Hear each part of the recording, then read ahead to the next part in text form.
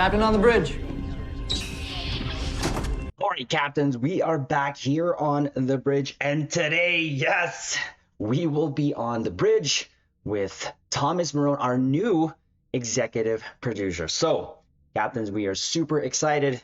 Thank you so much for the opportunity, CRYPTIC, giving us here to have Thomas on the bridge. But before we get further into this video, do us a huge favor, hit the like button, comment below, let us know your greetings or anything that you want to mention to Thomas. And of course, if you're new here, welcome. Consider subscribing here to the YouTube bridge. We're always on the lookout for like-minded captains to share our love, passion for Star Trek Online, but also things Star Trek. Now, with that said, here we go. Yes, we're going to change our screen here and bound.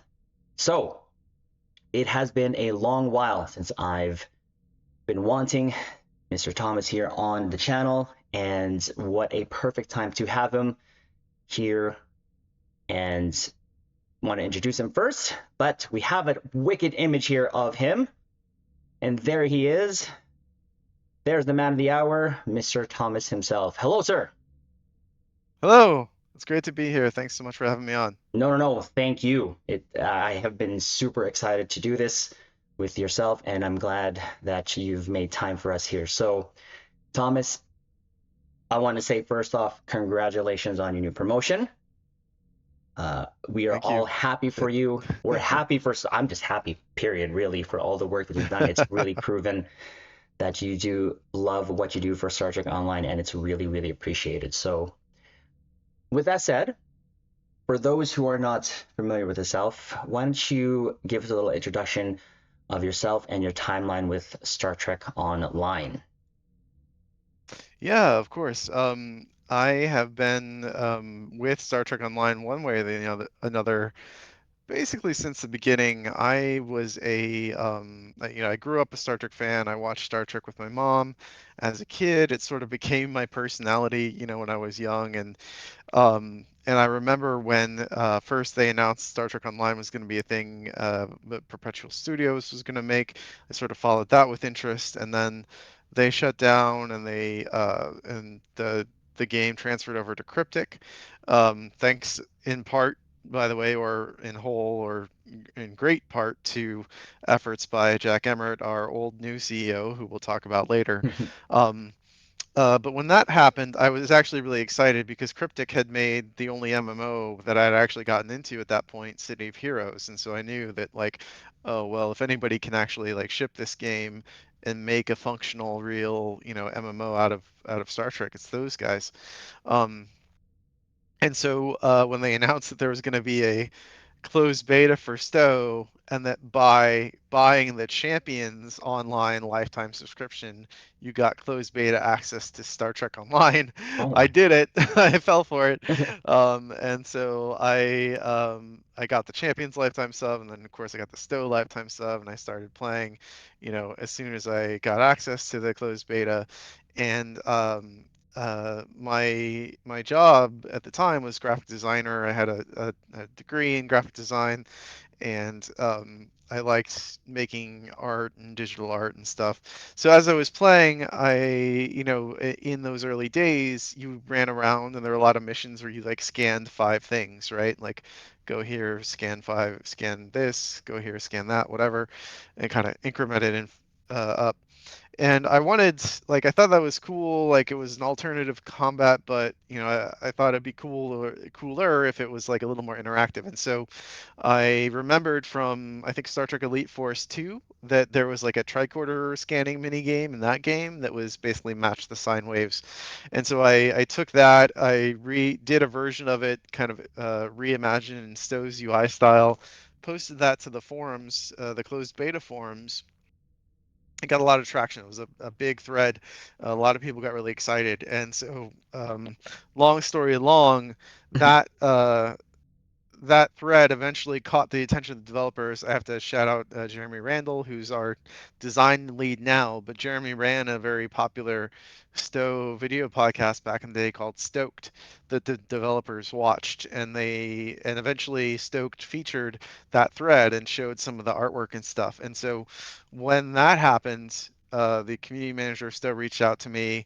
I started talking with them. They bought some of the artwork that I had done. They implemented it into the game, and that eventually gave me the opportunity to get my foot in the door and come work at Cryptic. I started out as um, a graphic designer on the Atari web publishing team, and so Atari was owned by Cryptic back then, um, and they had a on site. They had, in the Cryptic building there was a couple offices of Atari people that that worked there, and there was a big office for the web team, and they were the people, the engineers and the artists who ran Atari's websites. So these were the sites that would promote new Atari games. And so I worked on that team for about 6 months. I had a great time. There were a bunch of great guys. I still miss talking with them and working with them and going out to lunch with them and everything. But eventually, it came to pass that Atari was going to sell Cryptic to Perfect World. And when that happened, there was an opening on the Stowe team to a UI artist opening that the Stowe team felt I'd be a good fit for because they knew I was a huge Star Trek fan. They remembered the mini games I had made and everything, and they really wanted me on the team. That opportunity opened up. I moved over, and that was in 2011. So that was kind of the spring summer 2011. So I'd been at the company about 6 months, um, and so I worked on UI for a few years. And so 2011, by the way, it's about a year after launch, right? It's after Mm. the first anniversary of Stowe, because Stowe launched, I think, February 2nd, 2010. But anyway, um, so the game's been out for a year. I've been at the company. I started the company November, I think 30th, 2010. And then, the first anniversary of Stowe happens. Then that summer, I move over to the actual Stowe team proper. I'm a UI artist. I'm making icons. I'm working on user interface stuff. You can blame me for which I'm still proud of it, by the way, for the record. All the UI changes that happened during Legacy of Romulus to add the Romulan skin and make the game look more Elcarsy. Um, I know it's kind of controversial, and some people remember the old UI better. Um, and that's totally within their right. But anyway, so I did that. I did the UI for a while, and then eventually there was an opportunity for me to move over to the ship team because I was really passionate about Star Trek ships. I always have been. I always remember when Adam Williams was working on the Enterprise F. Back in 2011, I was always like looking over his shoulder and doodling things on his whiteboard and sending him images and stuff and ideas. And he was Adam Williams, one of Stowe's original ship artists. He was an incredible artist. He's still in the industry, and I actually just reached out to him a while back. We've been talking a little bit, but phenomenal guy, and he was very patient with me. He appreciated my enthusiasm and passion, and so eventually I ended up being on the ship team myself. The second ship model that I ever did for Stowe was I think the second one was the Pathfinder. Mm. And that was the very first like full ship design that I did that made it into the game. I contributed some ideas for like the Venture and is there anything else? Really, I think it was just the Venture for some of those old like plus one free to play era ships. But anyway, the so I worked on the Pathfinder. I think the very first, I don't know if I've ever said this, I think the very first ship model I ever made for Stowe was the Vadwar Fighter Oh. for Delta Rising. And then the first 3D model I ever made for Stowe was the barrel, the blue barrel. Um, it's obviously dead simple model, right? But Mhm. it was something that I always felt like we needed. Mhm. And so when I was starting to get into 3D, I'm like, I'm gonna make this barrel. And so if you go see those barrel props all over, the Fed kit, like that's something that I made. Still proud of it, You should be. because it's an iconic prop, right? Yeah. The Worf's Bane. Um, so anyway, become a ship artist, do that for a few years, become ship art lead around the time of the console port and Agents of Yesterday, and then later become art director, and now I am as executive producer. So it's it's just to say it, I have to say it has been a long road, right? Getting from there to here. But I've been with the game that whole time. Wink, Like I've wink. been on Stowe that whole time. Almost all of the 16 years that we've been around. Hearing that, it's absolutely insane. And one of the things that I mentioned in the videos when Stowe was kind of going all over the place a couple of years ago, especially to Deca, was please, please, if you're going to keep someone, keep you. Like I did not want to lose you just because of all the work that you've done. And I've always said this, I can hear your passion in your voice, and I'm a salesman in real life, and I pay attention to tonality, and how people talk, and I can hear your passion. I can see your passion, and that's why if there was one thing that I wanted to keep in Stowe, it was you. And now that you are our EP, it's absolutely amazing.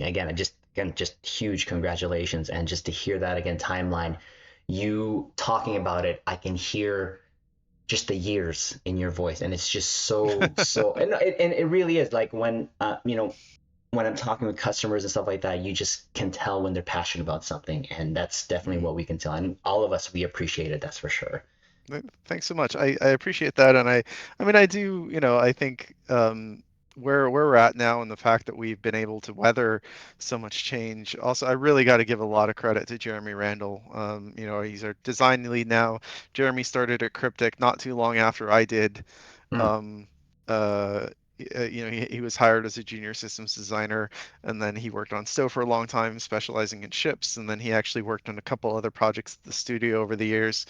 But Jeremy has been such a huge rock for the game as well in the past few years, and helping the new Deca designers. Now they're cryptic designers, and something we'll talk about a little bit later yeah. too. But helping they're new either way. They were new to the game, right, as the transition was happening, but helping them understand the process, helping them understand the tools. We also have to credit Ryan Zash, who was a designer on Neverwinter, who's stuck around, and he's been incredibly helpful for all of our new designers on this game. But both for the ships, getting the ships like designed right, and also just the content process, building missions, making sure things work, making sure things message well. Jeremy has been an incredibly important part of all that, and making sure the game is um, the game like we has been able to soldier on and been able to keep making content and stuff. We wouldn't be where we're at now. Wouldn't have come through it, weathered so much change without Jeremy. And so I really wanted to spend some time putting a spotlight on all his hard work. It's been hard. It's been a very there's been you guys have felt it, I'm sure. There has been some uncertainty, and we've had a lot of loss. I've had to see a lot of cryptic people get let go that I did not want to lose. I didn't want to lose Hector Ortiz. Mm. That guy helped establish the whole Stowe ship visual language, and losing him was really a bummer to put it lightly. And so there's been a lot of loss and there's been a lot of uncertainty, but I do think we're coming out the other side of that chapter, and I have a lot of hope and optimism for the future of Stowe. Um, and yeah, so but people like Jeremy, and Jeremy himself have been such a huge part of that too. It's not just me, it's anybody who has been able to we talk about our lead character artist Ian. He's been here through the whole time. And our animator Weston, he's the one, the reason why the cutscenes look so great. Weston's done a couple of the key cutscenes for the new release in Corruption that's coming up. Phenomenal animator.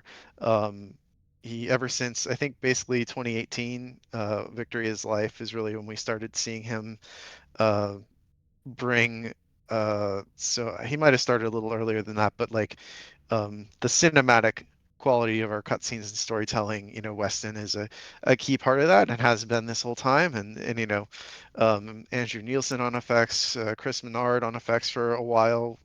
Um, these guys all really helped carry the flag and help um, maintain the quality of the game as we got the new team members up to speed. Again, hearing you just talk about your team or your past team, again, you can just tell the amount of respect that you have for them. And it's it is comforting to hear yourself say that you're hopeful. That again, it's something we're going to be talking about too later as well. But I mean, personally, I know when Jeremy said goodbye, he wasn't let go, if I'm not mistaken. He moved on to another project, if I'm not mistaken, for a little bit.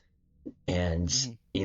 when that happened to as well, of course, we wished him luck, and it was just like, man, it like we said, these uncertain times, right? But hearing him come back, there may be some differences of opinions in terms of like when it comes to system designs, but I think there's been a huge leap in the past year alone how you guys are communicating with us, the players, and I will say it's just hugely appreciated.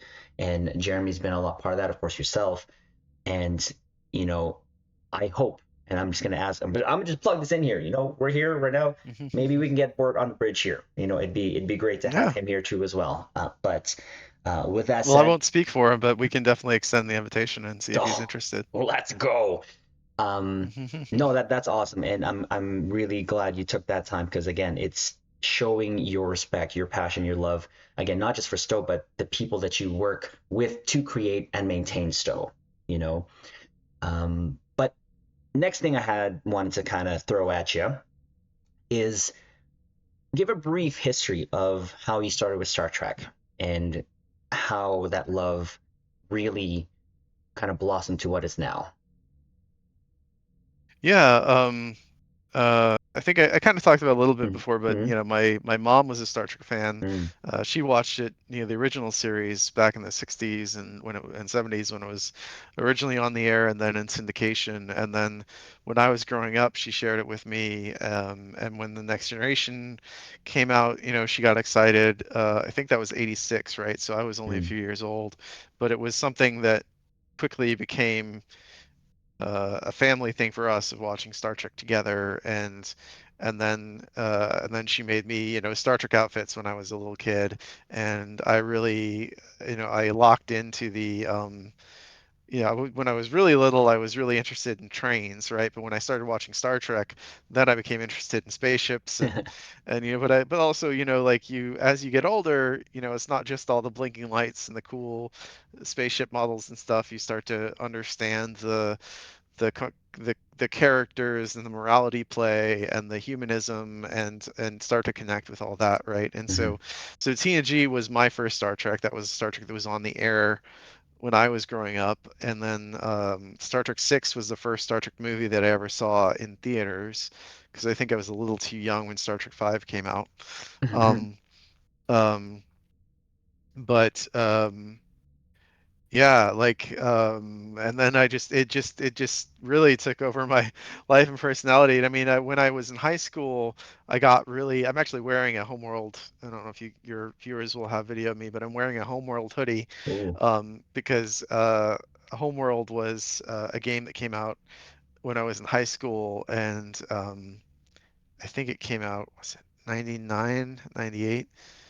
Um, anyway, um, and that was uh incredible. It was one of the first or maybe the first like RTS that was fully in 3D. Mm. Um and but it was a space RTS, and it was the first game that I ever played where it felt like I was playing the space battle from Return of the Jedi. like, like one of the most epic space battles ever committed to film. But here's a video game that has that same feeling, right? You got like big capital ships fighting each other, but there are also little like fighters flying between them, and Mhm. it was an incredible experience. And what was really cool about Homeworld was people figured out how to mod it. And so I was into computer graphics thanks to my dad, and I um, got into a forum online and got connected with these people who were taking Homeworld and modding it into a Star Trek game, basically like swapping out the assets, swapping out the effects, swapping out the ships, all that stuff to make it instead of just sort of this, Homeworld had its own amazing visuals, but we were taking all those and like turning it into a Star Trek game. And that was when I started to learn a lot about computer graphics and really planted the seed to become an actual game developer like 20 years later. And yeah, but like being a Star Trek fan and just drawing, being into the ships and drawing ships my whole, like, pretty much, like, I love to draw. I love to draw instead of paying attention in math class. And then I got involved in the computer art stuff. When I remember the very first piece of computer art I ever made was I found a picture of a Star Destroyer, and my dad had Corel Photo Paint, I think it was called. So it wasn't Photoshop, it was a Corel, which was a competing company. I think they're still around, um, but anyway, and then I painted like battle damage on the Star Destroyer using a mouse. We didn't have a stylus or anything, but I painted little fires and electricity and stuff, and I was so proud of myself. But it unlocked something in me, right? Like understanding that you could do this on the computer, and I wanted to, and then I started learning more about special effects and 3D art, and then I started learning about modding and everything, and so I got my degree in graphic design, and then kind of get back to that path we talked about earlier about getting into Cryptic and eventually working on ships and stuff. So I mean, like, all these things that happen in your life build on each other, and like you have to be lucky, but you also have to be prepared to be lucky is something. I think a lot of successful people, if they're honest and humble, will tell you that, luck is a big part of it. Um, but passion and creativity and drive are just as important, right? It all has to work together. And I definitely experienced that with my journey with being a passionate fan of Star Trek meant that I wanted to create things from Star Trek, and that's what led me down the path to eventually work on a video game, but also work on a Star Trek video game.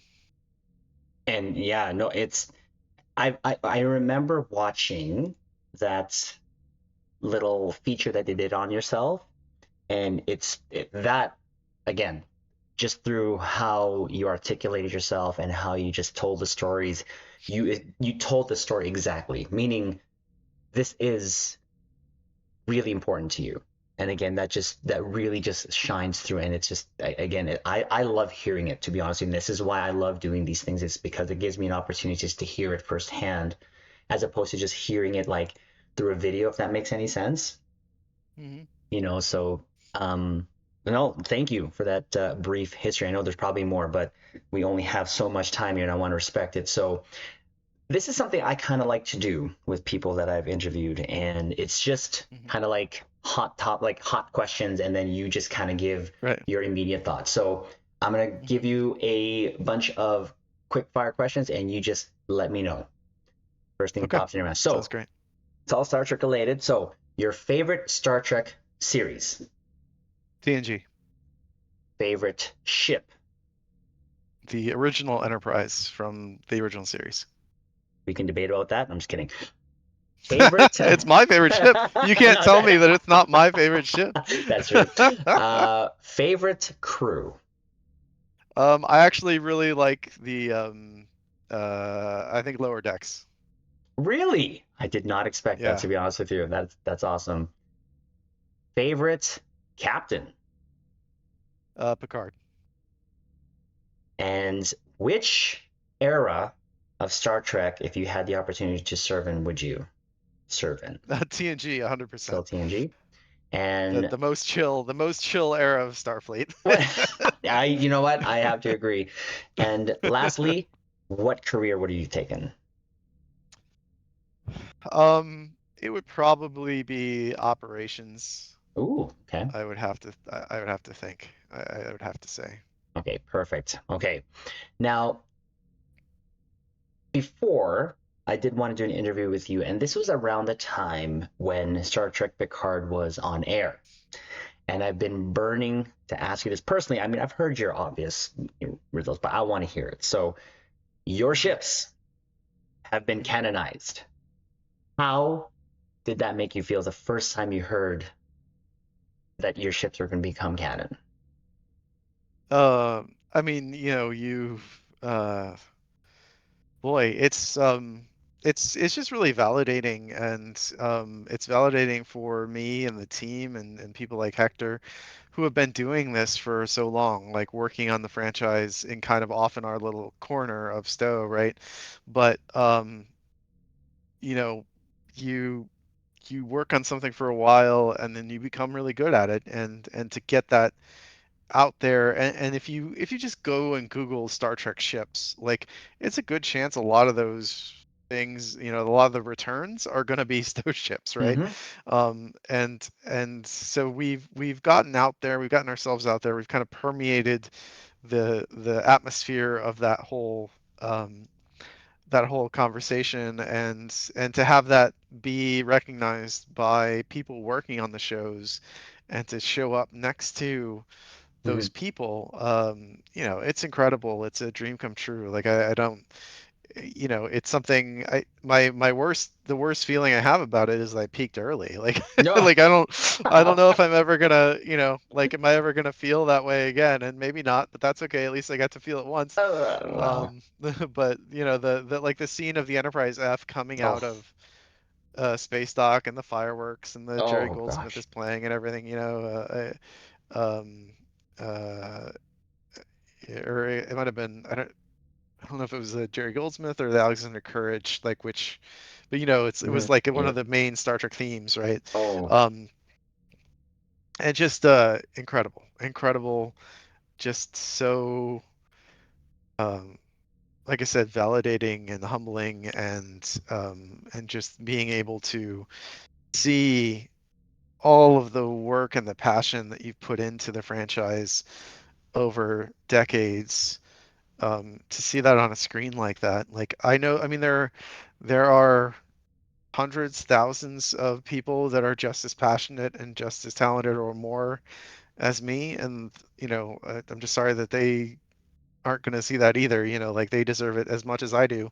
But I just happen to be lucky enough to see it happen, and so I'll never take that for granted.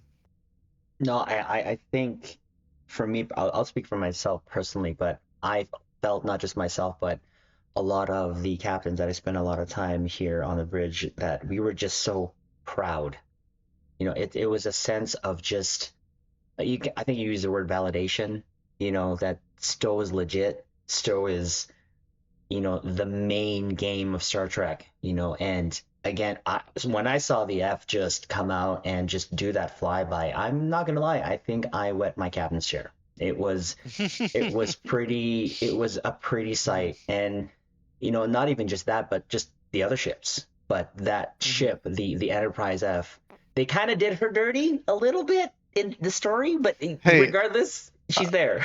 I understand why people feel that way, but I gotta be. I mean, I was a little bummed that people were so angry about it, especially and directed that anger at the showrunner and then the Mhm. other people who worked on the show, because the fact that it happened at all is a miracle. They Oh, could have not, they didn't have to do it, right? And they didn't have to include us or think about us or reach out to us, and I'm a little worried that now there's a sense of like regret no. from those people that it worked with, right? And so I will personally say, thank you to Terry Metalis, thank you to Dave Blass, thank you for everybody, whatever any sort of like it's their show and their story and they can do whatever they want to anything, but just the fact that Stowe and the Enterprise was acknowledged at all is a miracle. It's a Hmm. miracle that Agreed. something from one of the licensed video games Mhm. becomes an Enterprise on screen. That's crazy. That's just Yeah. insane that that happened. And so I want to encourage everyone, all the fans, whatever you feel about the story of it, like we really do need to be grateful that it happened because it didn't have to. There was nobody was holding a gun to Terry Metalis' head to for them to do that, right? Like Hmm. and so I will always be incredibly grateful that they were willing to to have that happen when they didn't have to. And I hope they come around on it because and I'm very glad that we have people like Brian Satosky, one of the VFX supervisors on um, for the franchise right now. He's still interested in working with us, and we got some ships in Starfleet Academy, which is really incredible. And so thankfully we have a good partnership there. But again, we have to. I really want the conversation around that to stay positive because it was such a miracle, frankly, that it did happen at all. Oh no, 100%. And when I say dirty, I meant the F. But the Odyssey Yeah. class herself is canon. hmm Like it's just hmm it's there, And hmm again, seeing that and just again, it was just a sight to behold, And I think and hopefully there's more down the line. And like you said, Star Trek Academy featured some ships, so hopefully there's more. Who knows? But it's just again just a very validating feeling. So hmm having talked about that, now I know I said, tell me how you feel about your ships being canonized, but hmm I think you kind of touched on it. But how about now being the EP, being the executive producer to bring Stowe to the future? How does that hit you? How did that hit you? It's a huge responsibility that I'm taking, very seriously, and as before, I was very like focused on the art um, of the game, and then to some extent the story. Now I have to think about um, the art, the story, the business, the everything, right? And so that means you have to know when to delegate, and I'm thankfully we've been at this for 2 years with the current team we have, and people are settling into their roles or settling into the tools. I do hope that we can be successful enough to bring back some of the cryptic people that we lost along the way. I'd really like to get as many of them back as I can.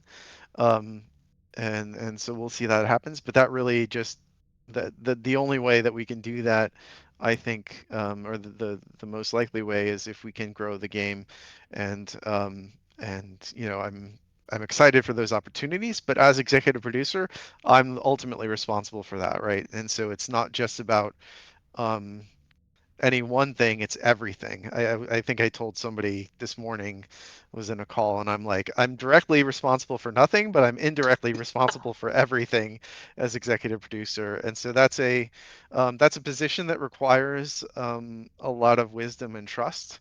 Like you have to be able to delegate quite a bit, um, but you also have to keep, like, you're holding a vision, and it's a vision that I get from Jack, and I also have my own components to the vision that I have to develop and communicate, right?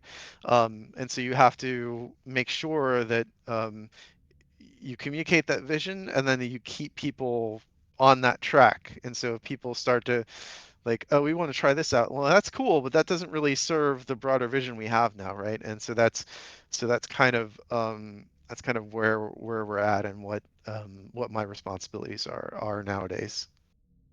And it sounds like you are definitely taking it serious. And like I said, when I heard personally when you were going to be the executive producer, in times of this uncertainty that I personally feel myself, I felt safer, knowing Mhm. that the game I love and am passionate about is in someone else's hands who is passionate about not just, Star Trek Online, but Star Trek, and again, it's just showed through all the work you've done. So again, I'll say it again, congratulations. And we are Thank you very definitely much. looking forward to what you can do. So you mentioned Jack, and we all know that Jack Emmert, if I'm not mistaken, is now hmm back. Now, I actually never heard of him. And Hmm. when I saw the announcement of Jack coming back, I really didn't know anything about him. But I will say, when I saw him do the cryptic stream at 10 forward, I loved what I was hearing. I loved what I was seeing. Because again, the tonality there was, I'm not here to mess around. I'm here to make things happen. So I want to maybe take this time and have to hear from you in your own words how, tell us about Jack, like what you, when you met him, and or what you, uh, in terms of your relationship with him now, and maybe just overall for those who don't know, and then for us to tell us what you expect from him for Star Trek Online to do. Yeah, I mean, Jack is one of those people that casts a long shadow, in a way that, he's incredibly passionate about the genre. He loves MMOs. He plays MMOs. He's worked on now, since he left Cryptic. Like he started very early with Cryptic Studios. Was the lead designer, I think, on City of Heroes, and worked on City of Villains and worked on Champions and worked a bit on STO, and so he's got like this huge history. And then eventually became CEO before, and he's got a huge history with our company and our games, and it's a very personal one. He's very personally invested in the success of the studio and the success of the games individually. He spent some time on Neverwinter. Like he knows these games, and he cares a lot in a way, that I think is really like that he wants he wants us to be empathetic to the players. Like he wants us to understand how players um, interact with our games. He wants us to be players of the games ourselves. He's very passionate about all of that, and um, he's ambitious about trying things, about taking big swings in a way that I think like we haven't really related to Stowe and Neverwinter in those games in a while, because everybody kind of saw them as legacy products in the sense of, well, these are older games, we're the teams on them are passionate about them and excited to keep putting things out, but they kind of looked at them as like a solved problem, right? Like it was Stowe, we have an episode of TFO, two patrols, every three times a year, and that's Mhm. what we're doing, right? Um, and there wasn't a lot of room for trying big swing, big changes, But I think now that Jack's back, he is very excited to grow these games, and we've had a lot of great support from our publishers at ARC. Um, in fact, the other day I saw a Stowe ad on Reddit, and I was really excited because I was like, "Hey, like a Stowe ad in the wild, that's Yeah. awesome!" And so we're everybody's on board, everybody's on the same page. I'm excited to be working with Jack and to learn a lot from his experience, kind of abroad in the industry. He's worked on a lot of games of a similar age to Stowe and Neverwinter with DCUO and Lotro and EverQuest. So like he's got a lot of great perspective that he's bringing back to the company, but he's very driven. He's very passionate um, about doing cool stuff, about making good games, about making the games better, and serving our audience well. So yeah, I think it's a great time. For the games, for the company. I'm very optimistic about where we're going in the future, and I think that uh, you know, I, like I'm excited to try some new things in the coming years too, and without Jack coming back, I don't know that I would have been able to say it quite that way. So, yeah, so I think people should be optimistic. I definitely got that sense. And it was just this no, I'm not going to take any crap. We're going to do this. You can hold me accountable from this point on. I would like to measure the metrics of how many players we got back to Star Trek Online. That is my one takeaway when I got from that interview. And I came away from that going, yeah, okay, let's do this, and I can't wait to see Mhm. what he can bring out. So that's awesome. The next thing I wanted to kind of talk about is, well, it's the 16th anniversary of Mhm. Star Trek Online, 35 seasons. Holy cow. Mhm. Like, it's for me, I started playing back in 2014. So that's the time when, right Mhm. before Dyson dropped. And Mhm. that time to me was very special, just because of Mhm. how things were happening back then. But to see, to be here and from then to now, it's amazing to see the progress that Star Trek Online has made over the years. So I guess kind of going on the theme of the discussion here, what in the 16th season was your favorite season slash anniversary to work on? Both worlds, honestly. I Mm. think I think that might have been my first or second season as art director. Mm. Um, and uh, and I'm just really proud of the quality of that season. Um, the whole like getting assimilated segments, Yeah, the environments that that was are gross. that That was Nick, gross. Gianna, and Scott.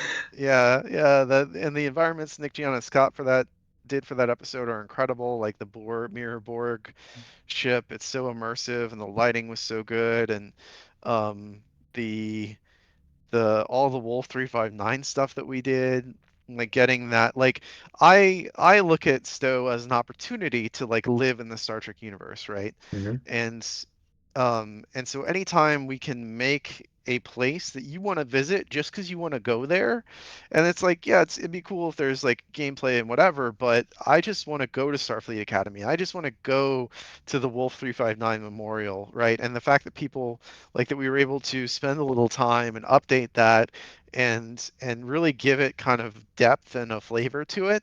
And all credit to Nick DeGood for that amazing and the space station and all the damaged ships and stuff, and it brought a piece of the universe to life in a way that was really special to me, and yeah, and so that update I think is one of the ones I'm most proud of. Just from top to bottom, I think the work was super high quality. The story was really cool. The episode was really exciting and engaging and terrifying, and then of course we got all those awesome ships, right? The best of both world ships and getting those like Stowe versions of them with Hector, just phenomenal stuff. I remember playing that episode when I got assimilated. I recorded it, and I just I remember myself saying, Yeah. I've been assimilated. Like what? It was that was Yeah. awesome. Like there's moments where you just remember things, and it invokes a feeling. That whole portion of being assimilated was just mwah, that was chef's kiss. Yeah. That made that episode, I think, personally for And me. the yeah, and I think too. I also wanted to call out the I think Ryan Levitt did the Wolf 359Q, and Mm. doing that, like bringing that like piece of Star Trek history, that big moment to life in a way that sort of we tried to respect canon, but also give players some like actual fun gameplay, Hmm. and the fact that we were able to make all those ships and have them be damaged and kind of set up the thing that bracketed the actual thing from the episode. I'm just really proud of all that. And so yeah, that's I think I mean, like I've done a lot of I've No, worked not in the game really. for 16 years, and there's been I could talk about I mentioned the skin, the new UI for Legacy Romulus. I think I'm really proud of the 10th anniversary Starship bundle. That was a huge amount of effort getting those 10 ships, remastering so many of our classic canon ships, um, uh, building out the new variants and the for those guys, and and just our 10th anniversary update was, I think, really great work too. But yeah, both worlds I think is one that stands out to me. Oh, that's awesome. And for myself, still till this day, I think the Aiko story arc really is something for me personally Mhm. that sticks out. But again, the whole assimilation thing, that again, chef's kiss definitely there. Now, having being now, of course, the 16th being here, you know, what can we expect from the anniversary? Mhm.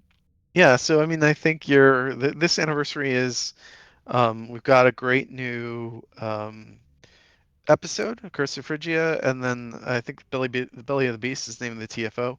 Hmm. So we've got the episode, the TFO. Obviously, we've got our 16th anniversary event where you get the Empersa Juggernaut um, ship that I think we just revealed that. So, I'll put that on screen well, right while we're now. talking, we just revealed it. By the time of this, Hmm. this goes live, people will probably have gotten theirs already. Some of Yeah, them. perhaps. Yeah. Um, so yeah. So it's a kind of we've it's a but the episode is really I think people are going to really enjoy it.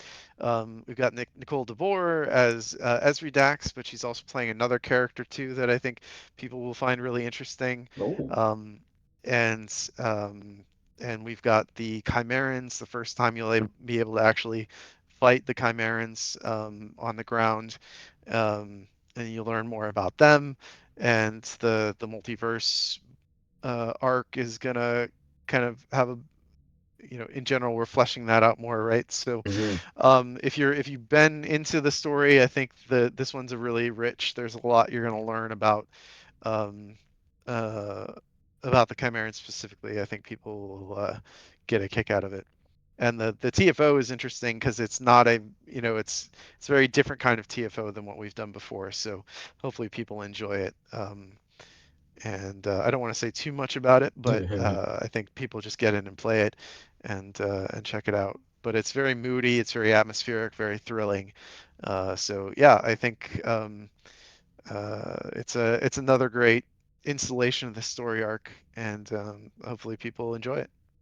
Yeah, no, looking at the ship here, it is on screen so that our captains can see it. But for me personally, I actually love the design. It actually works. I see a little bit of influence of like Gem Hadar, maybe some KDF.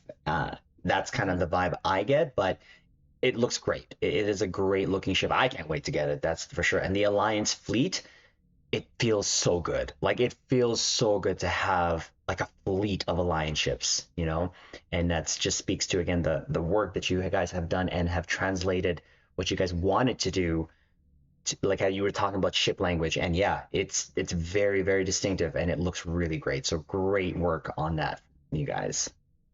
Awesome. Yeah, glad you like it. The Impersa is something like our goal with it was really actually Federation and Dominion kind of hybrid, Mm, which that's where you see the big dish, right? That's kind mm. of the Okay, saucer, yeah, yeah. how we incorporated the saucer into the Dominion dreadnought, or I guess Dominion battleship. But either way, I think what people are kind of seeing what they want to see, and that's actually good because that means that the Khitomer language itself is really flexible and um, it's becoming its own thing. Like I think probably we're getting to the point now where we don't have to actively try to say X plus Y. We just say, hey, we're going to make a Khitomer X and a Khitomer battle cruiser or something, another Khitomer ship, whatever it is. I don't know what the next Khitomer ship will be. It's way too early to talk about that. But the idea is that like we can just go with okay, this is just in the Khitomer style. We don't necessarily have to work too hard to like okay, well, is this half Romulan, half Fed, half Romulan, half Gemini, whatever. It's just Hmm. no, it's Khitomer, and that's we've got some of these shapes in this fleet built up that we can pull from. We've got the materials, all that stuff, and so it'll be it's starting to evolve, I think, into its own thing. Oh yeah, and definitely it's one thing that I hope stays moving forward, and it's something that definitely I look forward to every anniversary. So like the last like all of them really, to be honest, has just been bangers. Like I'm just gonna say that right now, and I personally can't wait to do something with it. For our channel here.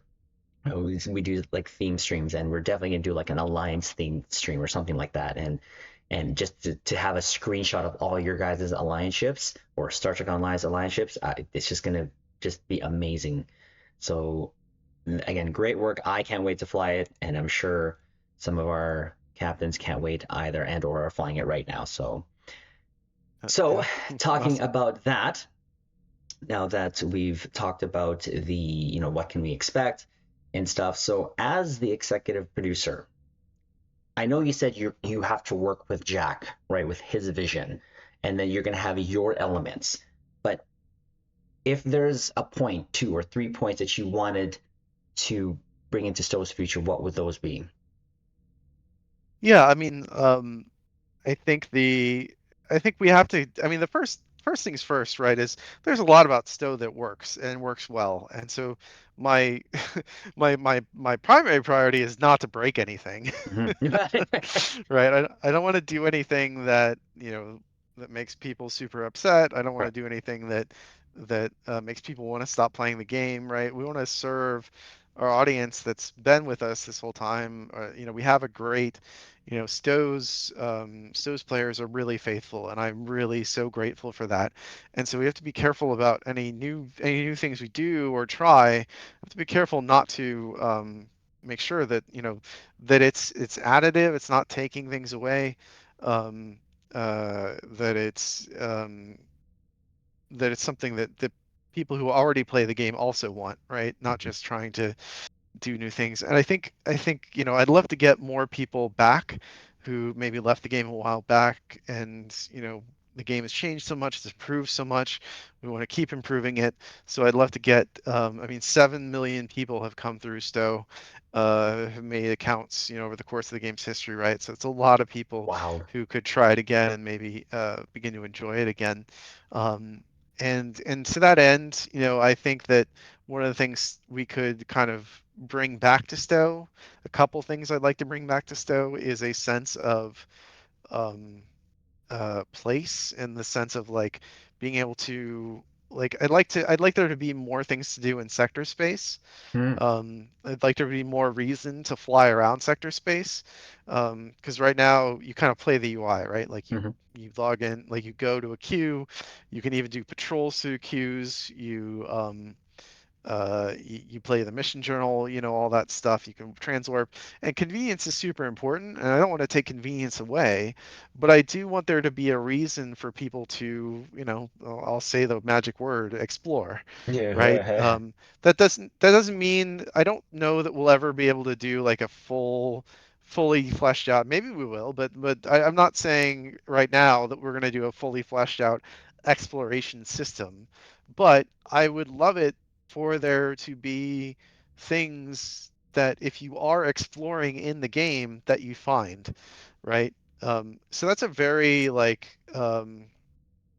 high level blue sky goal that I have, is to reinstill that sense that space and sector space is an open world, and that there are things to do there besides just going from point A to point B. So that's something that I feel passionately about, but of course that's a ton of effort to implement that. So it might be a while, but maybe we can do something like that this year. The other thing that's really important is Stowe is an MMO. It's a multiplayer game. It's a social, like it has the potential to be a social experience for people. Some people don't want it to be. I play Stowe mostly solo. I'll do pickups and queues and stuff. And so I'm not that won't change. Like it still will still be super solo friendly. But I do also want us to give more like you know add more back into the game for people who are playing it socially. So that means maybe looking at the fleet system again, and I don't know that's a full folding, but maybe it's like adding more things to the fleet stores, more reasons to engage in that system with other people. Making it easier to work together with people, improving some of our social features, improving some of our social zones. So there are more little things to do here and there. It's all stuff that I think would be cool. I mean, so many of the times I'm looking at like Stove streamers on Twitch, it's like dance parties on Yeah. Jafera or Ryza or whatever, or Drazana, and it's like, well, that's how people engage in the game. It's a not a small portion of our audience, Mhm. and so I want to give something to those people too, because they're logging in every day, they're having fun. The game's an important part of their life, and if there's cool stuff we can do to make that even more engaging and more fun, then we should be doing that. So yeah, those are kind of, I think, two things that I care a lot about, that I'd like us to make some headway somehow this year. But it's still really early days, of course. Right. No, if you remember, there was one time where we had like a universal system or a universal goal which everyone can contribute to. I think that was Hmm. pretty cool, I think, in terms Hmm. of if we reached a certain amount of points.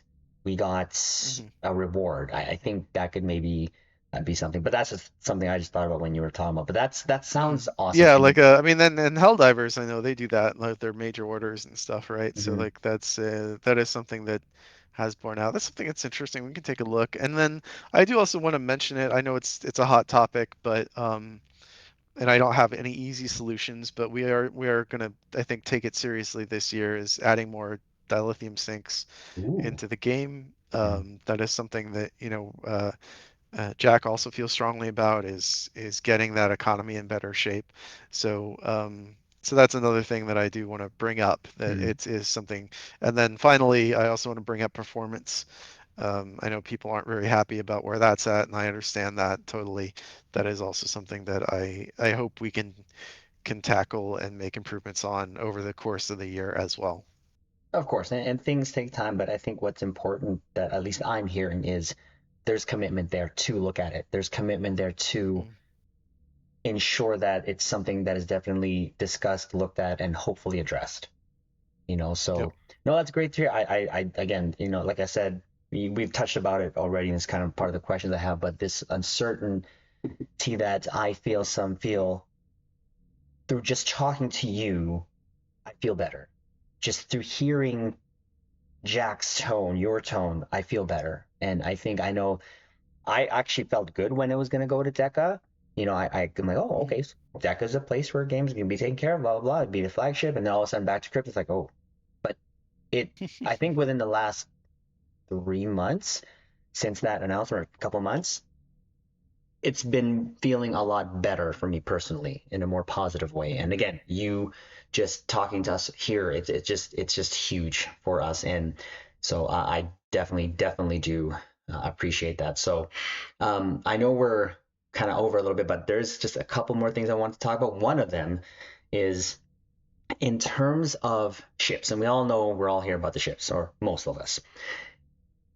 Is there a chance for any fan ships to make it into Stowe?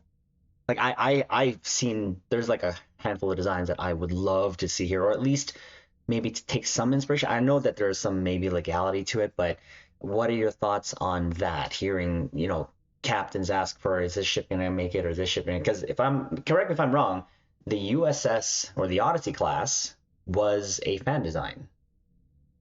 Yeah, but it was a fan design Mm, solicited by Cryptic in a mm, contest, right? mm, So like the Cryptic had a design the next Enterprise contest, and the Odyssey was the winning submission to that mm, contest. And so obviously when you enter that contest, you sign the rights away to your design. mm. And so there was no legal gray area there. Right. I will Okay. say this, like, yeah, I think so.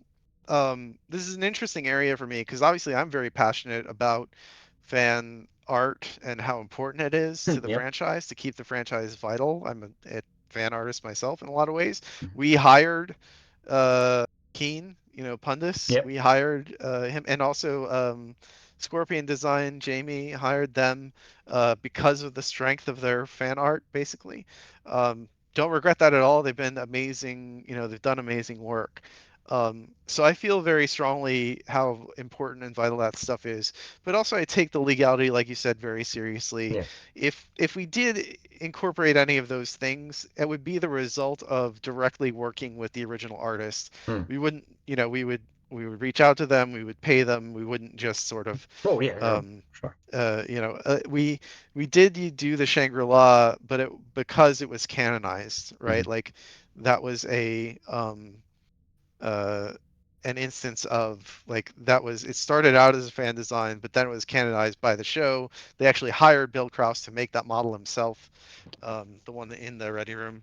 Right. So like and then I also reached out to Howie Day to use his CG model for reference.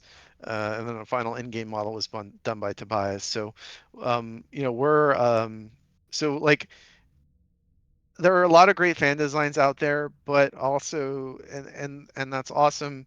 But also we are behind on our canon designs too still.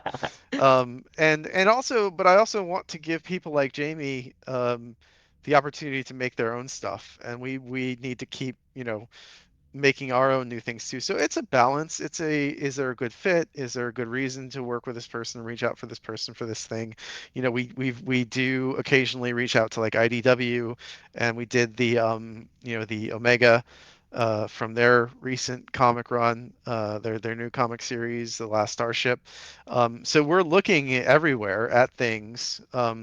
If there's a fan design that's been out there for 15 years, I think you had um, like the Century. There's some other ones you listed. I'm Oh, you familiar saw with those that? ships. They're Yeah. huh? Yeah, I'm yeah. familiar with those ships, and I love them. They're really really cool. But I wouldn't hold your breath on stuff like No. that Mhm. unless like we got in touch with that artist. But I think that's not as a high priority as making canon ships or um, a lot of our new designs are actually variants of other ships, right? And so they Mhm. need to fit into those those brackets and Mhm. into those families. And so yeah, I I it's a delicate thing. It's a delicate thing. But I'm always open to it if it's a good opportunity, if we have the budget for it, if we have the relationship with that artist where they're easy to accessible and they're willing, right? Because basically what happens if the artist signs away their design to us, it then becomes property of Paramount, Mhm. and that means anybody in related to Star Trek can use it for anything forever without ever crediting or paying that artist ever again, Mm. right? So that's also a thing to consider if somebody is excited about getting their stuff. It's speaking frankly, it's the reason that we could bring the Shangri-La into Stowe because Bill signed his design away to Paramount to put it in Picard, right? And now, as a Star Trek licensed game, that's just canon. That's also why Timelines can put the Enterprise F in Star Trek Timelines, which is awesome. It was really Mm. great to see it, but like we didn't have to talk to them about it. It Right. was on the TV show. They Like just did it. they didn't have to. I kind of wish they had reached out to us because we could have given them better reference Right.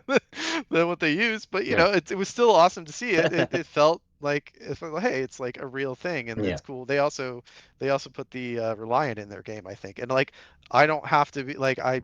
So that's awesome, and they can do that because everything we make all our IP, especially when it gets into the TV shows, it's just Paramount's, right? And so that's also something that fan artists need to be aware of. If their work ever becomes official, it's not their work anymore.